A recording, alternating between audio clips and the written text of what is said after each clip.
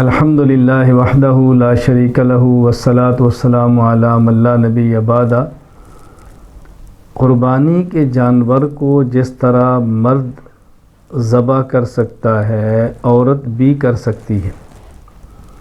صرف کر سکنا ہی نہیں بلکہ جس کی قربانی ہے اگر وہ خود اپنی قربانی ذبح کرے تو یہ افضل، بہتر اور مستحب ہے، خواہ وہ مرد ہو خواہ وہ عورت ہو۔ تو جس عورت نے قربانی کرنی ہے وہ قربانی کے اپنے جانور کو خود ذبح کرے تو یہ بہتر ہے، افضل ہے۔ صحیح بخاری میں حدیث پاک موجود ہے، حضرت کعب بن مالک رضی اللہ تعالیٰ عنہ فرماتے ہیں، ایک عورت نے بکری کو ذبح کیا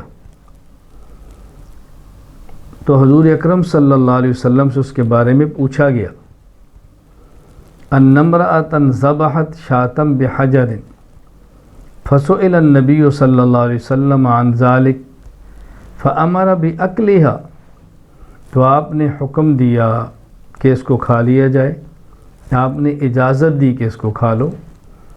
تو رسول اکرم صلی اللہ علیہ وسلم کی صحابیہ جانور کو ذبح کرتی ہے، رسول اکرم صلی اللہ علیہ وسلم اس کو کھانے کی اجازت دیتے ہیں۔ یہاں تو معاملہ ہے کہ عورت نے ذبح کیا ہے اور رسول اکرم صلی اللہ علیہ وسلم سے پوچھا گیا ہے اور آپ نے اس کے گوشت کھانے کی اجازت دی ہے، جبکہ صحیح بخاری میں موجود ہے حضرت ابو موسیٰ اشعری رضی اللہ تعالیٰ عنہ کے بارے میں، وَأَمَرَ ابو موسیٰ رضی اللہ عنہ بناتہ ان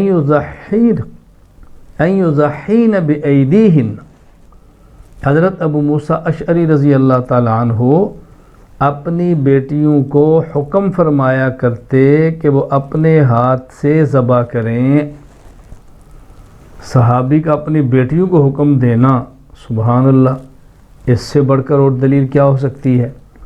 اس لیے عورت بھی اپنی قربانی کے جانور ذبح کرے تو بہتر ہے، اس کا رواج ڈالنا چاہیے، اس کو معمول میں لانا چاہیے۔ اللہ تعالی ہم سب کو احکام شریعت پر عمل کی توفیق عطا فرمائے۔ وآخر دعوانا الحمدللہ رب العالمین۔